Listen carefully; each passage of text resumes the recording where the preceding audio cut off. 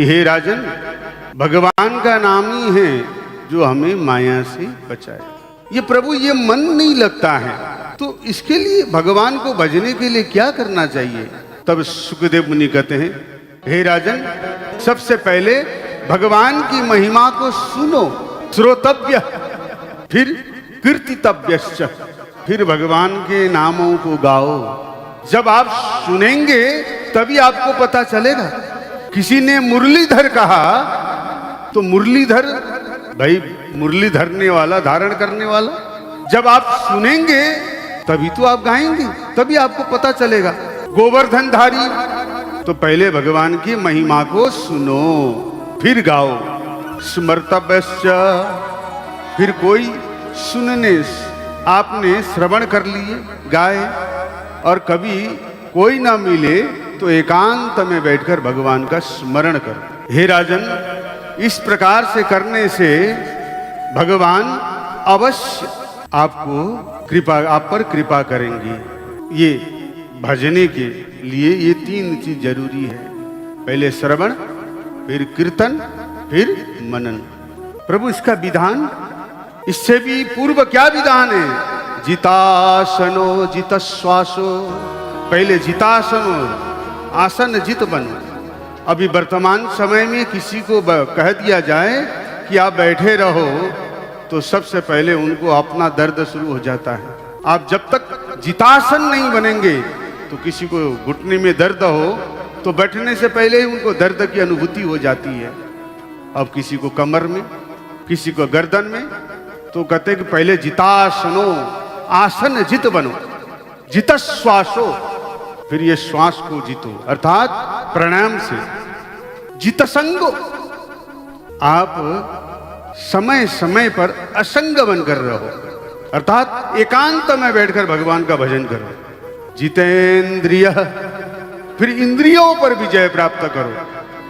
मन जब भी बोले वो कार्य न करो। रात को 10 बजे पान खाने की इच्छा हुई और गाड़ी स्टार्ट करके चल दी है, ऐसा नहीं। बोले मन, आज हम पान नहीं खाएंगे। स्थूलो भगवतो रूपो, जब आप जितसंग और जितेंद्रिय हो जाएंगे तो शनै शनै सर्वत्र भगवान आपको नजर आना शुरू हो जाएंगे। फिर सर्वत्र भगवान दिखाई देंगे, पुष्प में भी भगवान, सब जगह भगवान को देखो। फिर सूक्ष्म में भी भगवान, फिर अंतरात्मा में भगवान, सर्वत्र परमात्मा नजर आएंगे। इसी को तुलसीदास जी में बाबा पुष्ट करते हैं, सिया राममय सब जग जानी, सिया राममय सब जग जानी, करहूं प्रणाम जोरी जुग पानी। फिर सर्वत्र परमात्मा आपको नजर आएंगे, जल में, स्थल में, पशु में, पक्षी में। और इसके लिए गुरु के शरण में भी जाना आवश्यक है। तो राजा परीक्षित ने सृष्टि के बारे में पूछा, हे भगवान, ये बताइए ये जग, सृष्टि ब्रह्मा जी ने कैसे की?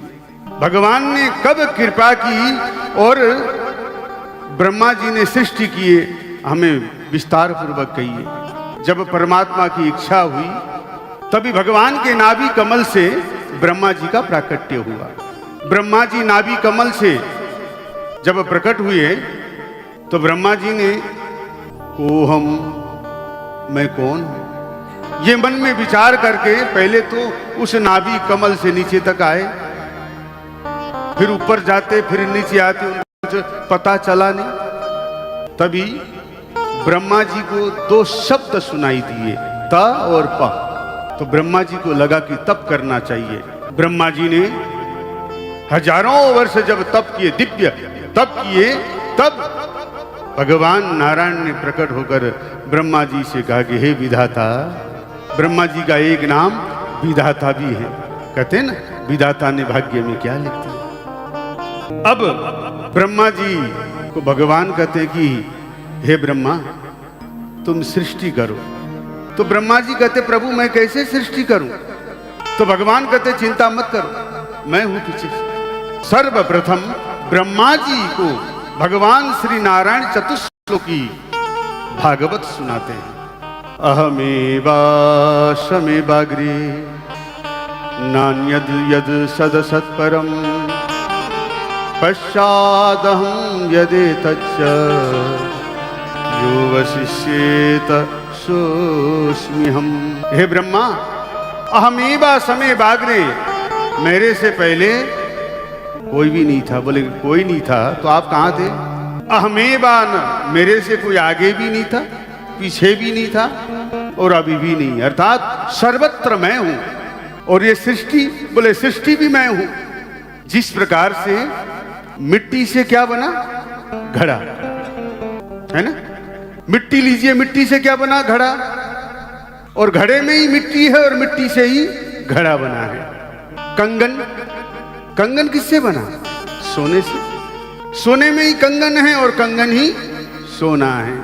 कुल्हाड़ी, लोहे से कुल्हाड़ी और कुल्हाड़ी में ही लोहा है। तो भगवान कहते हैं कि ये सृष्टि भी मैं हूं।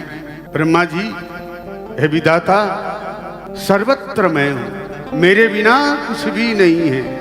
सृष्टि के समय भी मैं था और सृष्टि के बाद में हूं और मैं अभी भी हूं। अहमेवासमेवाग्रे नान्यद यद सदसत्परम पश्चादहं यदेतच्च यो वशिष्येत सोऽस्म्यहम्। ऋतेर्थं यत् प्रतीयेत न प्रतीयेत चात्मनि। ये भगवान की माया है, जो नहीं है वो दिखाई दे रही है, सब भगवान की माया है। बस एक काम करना कि जब सृष्टि करोगे तो मुझे भूलना नहीं।